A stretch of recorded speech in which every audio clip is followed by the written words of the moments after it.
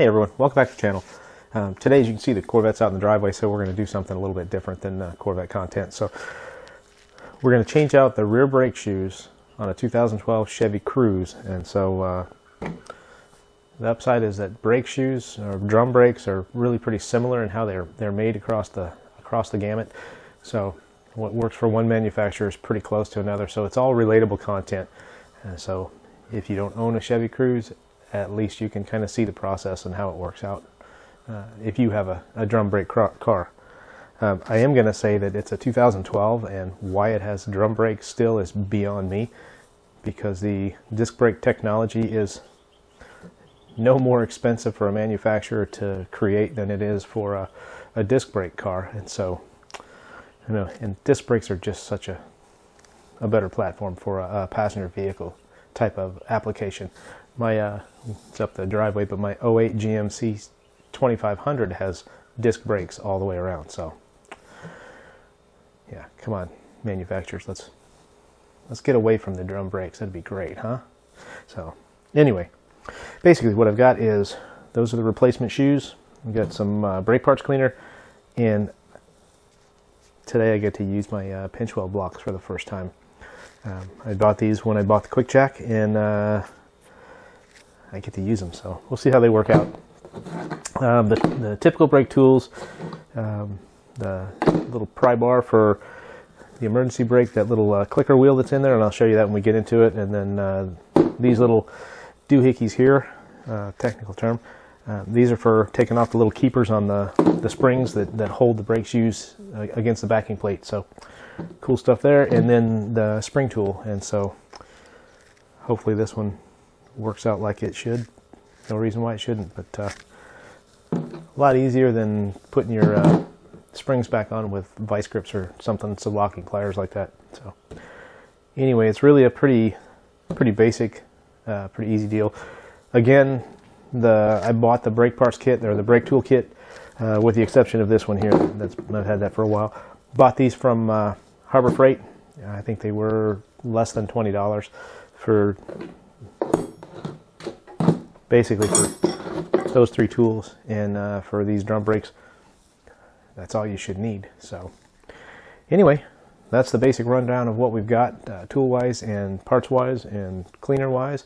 So let's go ahead and get this thing up on the Quick Jack and get to work.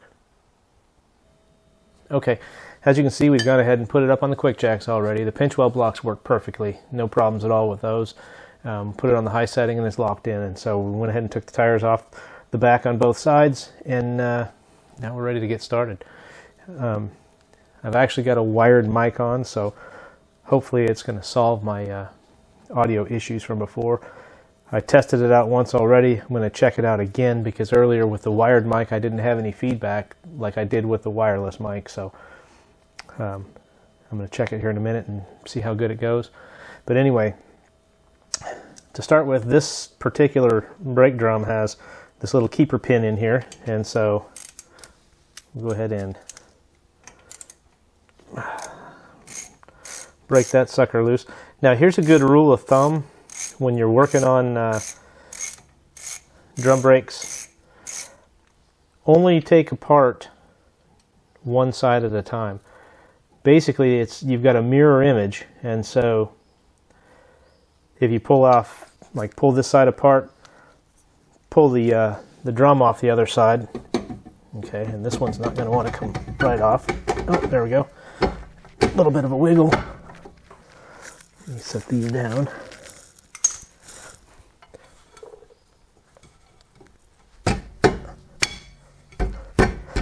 Sometimes you'll get a little bit of a ream, a little bit of a ridge on there, which this one actually doesn't have it. And well, surprisingly, those there is nothing wrong with these shoes. So instead of changing them out, I think I'm going to keep the parts, and we'll change tactics and just do a cleanup on both sides, because yeah, there's no reason for this to come apart. None whatsoever. The car's got 60,000 miles on it. They were squeaking a little bit, and so my expectation was they needed to be changed because of the squeak and whatnot, but they're not even really wore in. Set that down. Yeah, there is no discernible ridge on the inside of the drum. You'll get a, hopefully you can kind of see it, you'll get a wear where the friction material actually wears into the metal, and that's what I expected was going on when I was trying to pull it off, and it didn't come off quite right. But zero. I wouldn't even, to be honest, I wouldn't even consider turning these drums, and I'm not even gonna break it apart because there is nothing wrong with them. So what I think I'm going to do is kind of clean it up a little bit. I'll vacuum it out and get some of the junk out of there, but that is it. I'm not even going to go any further on that. So anyway, great, wonderful. You know, now we don't have the content. I've got parts, but that's good. I'll just hang on to the parts, and eventually we'll swap them out. But like I said, there is zero reason to change these out whatsoever, so they're good to go. What I guess I can do instead is kind of show how it works and what you do with it, but other than that, there's really no reason to tear deep into it. So, okay, so we've determined that we're not going to change out the brake shoes because they don't need to be changed out. I do want to go over a little bit of kind of the tools anyway, so that at least we'll get some usable content out of it. What this tool is for is these springs. It's got this little metal kind of a hat on here, and it's notched. And this part sits on top. That one's too big, so that's the smaller one. Basically, it sits on there so that you can pull that piece off. I'm going to go ahead and pull one off so we can see what it looks like. Come on.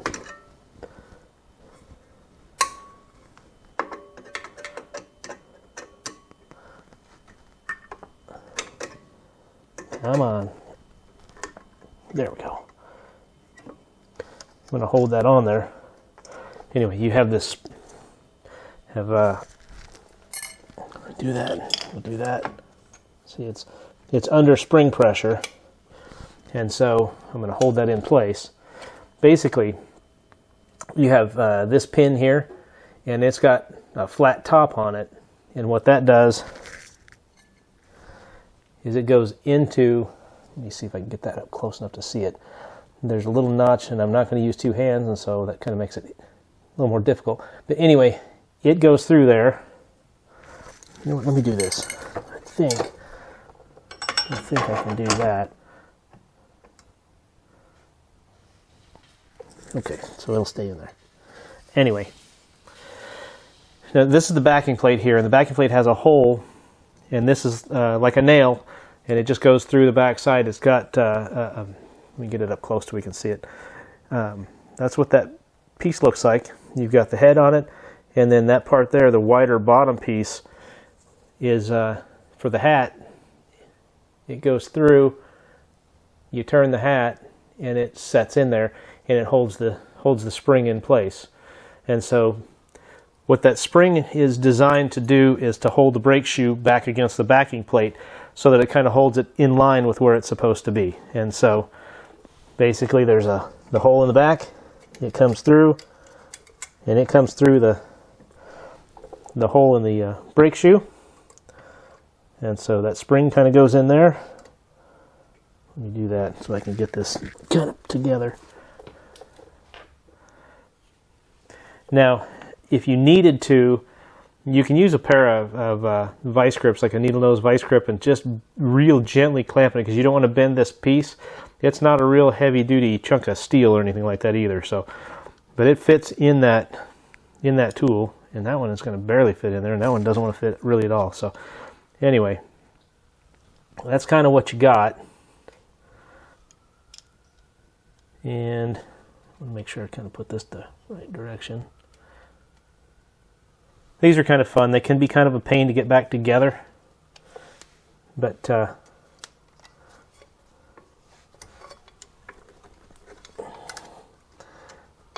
I'll probably regret pulling that apart for no reason, but that's okay.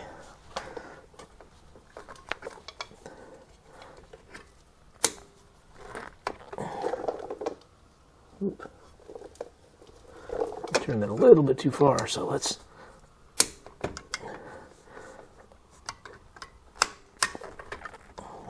Come on.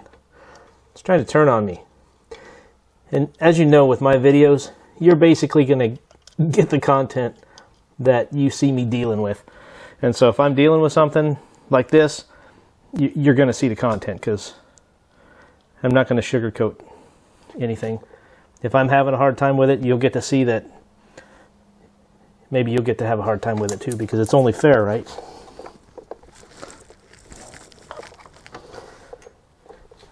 And somebody else will probably say, you know, I do this or this or this with it, and it works great. And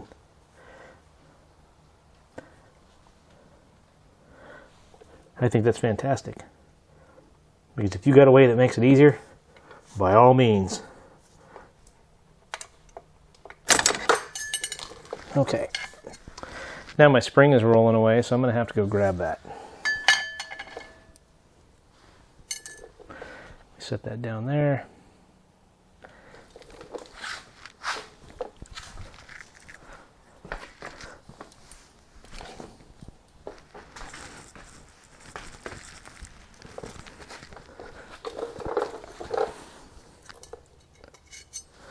So anyway, you know the old saying, no good deed goes unpunished. That's kind of where we're at here. No, I'm just kidding. All right. So that's going to go on like that. It's going to go on like that. I'm just basically kind of trying to hold this into the tool so I can do what I need to do.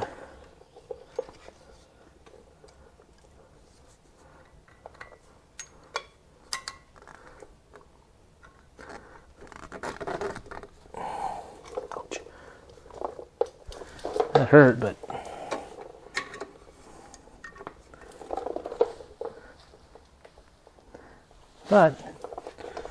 it's back in. So anyway, there's that. That's how it works. These pliers here got this little doohickey on the end of it, and what's designed for is on the other types of, or you might be able to, no, that's down here. There's other types of drum brakes that have different things with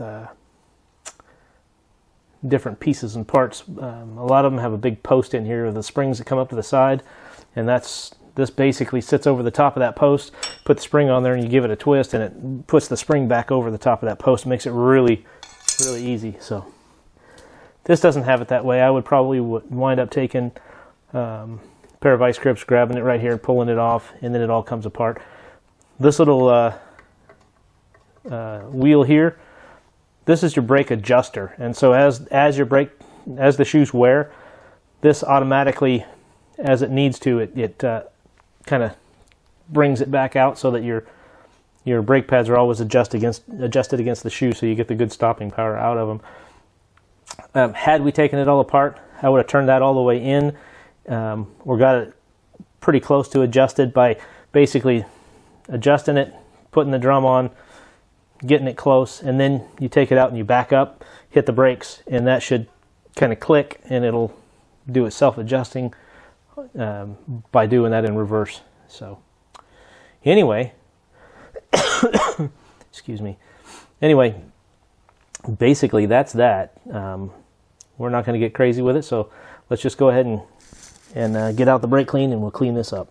I've got my paper towel. I'm going to actually put on some nitrile gloves for this, just to kind of protect my hands a little bit. You know, really probably should have done that a long time ago, but it's all good.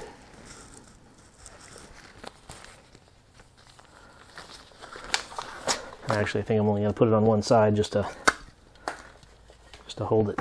Now, the upside with the brake parts cleaner is it cleans it up really well, and it dries really fast. It does kind of get all over the place, but that's all right. So, get that cleaned out. Set that over there to dry. And hold this up here. I've got my phone set up back here so I can kind of see what's going on, so probably gonna wind up spraying it down.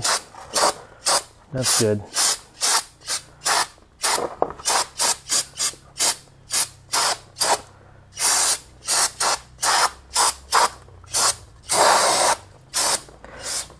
And really the biggie is to make sure that any of the oils and stuff off of my hands that I might have got on any of these parts by goofing around with them, that we clean that off, because that will go in and get on the friction material and can impede their performance until it heats up and burns it all off. So but basically that's it. They're cleaned up.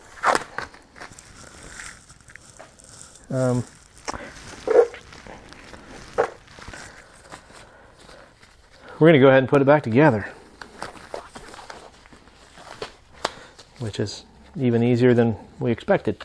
So clearly, I don't know if you can hear it in my voice or not, but I'm a little bit dejected that I didn't have to take it all the way apart. But we can use this kind of as a footnote to people that do some of their own work. When you go to a shop, if there's a question in the back of your mind that maybe the shop is not as reputable as you'd hope they would be, ask to see the parts they take off, because those parts belong to you, and so if you want them back, you can absolutely ask to have them back.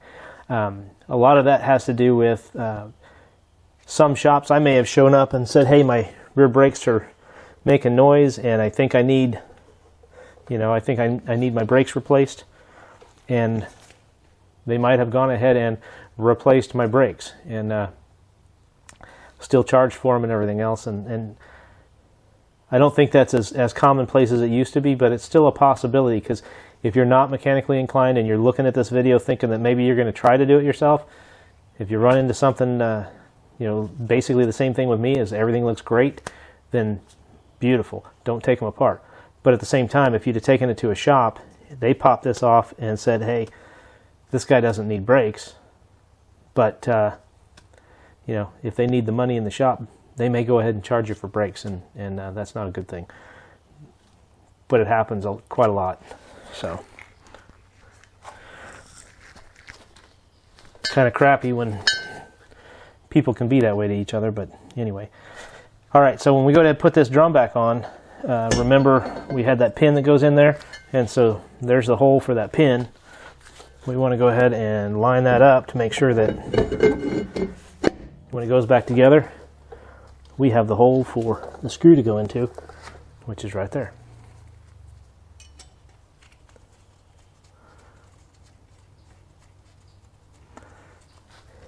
And I didn't look up the torque spec for this, but it was not very tight at all when I pulled it apart. So, but it did not have any Loctite or anything on it, so I'm not going to worry about Loctiting it, which I do have Loctite. I just won't Loctite it if I don't need to. And really, I don't think you have to have that pin in there, but that's probably plenty. Because once the wheel bolts on, it holds the drum on. A lot of cars, when you go to pull them apart, you'll see there's a clip that goes around the wheel studs that holds the drum on as well, and you have to pry those off, and typically they'll bend or break, and I throw them away and just don't worry about it, because the clamping pressure from when you bolt the wheel back on holds the drum in place. So, but there we go. That one is clean. It is back together, and we didn't have to take it apart, so that's a beauty. Anyway, so what I'm going to do next is, because this thing was making so much noise, I'm probably going to pull the front brakes apart so we can do that and see how it goes. But anyway, thanks for watching. I appreciate it. Remember,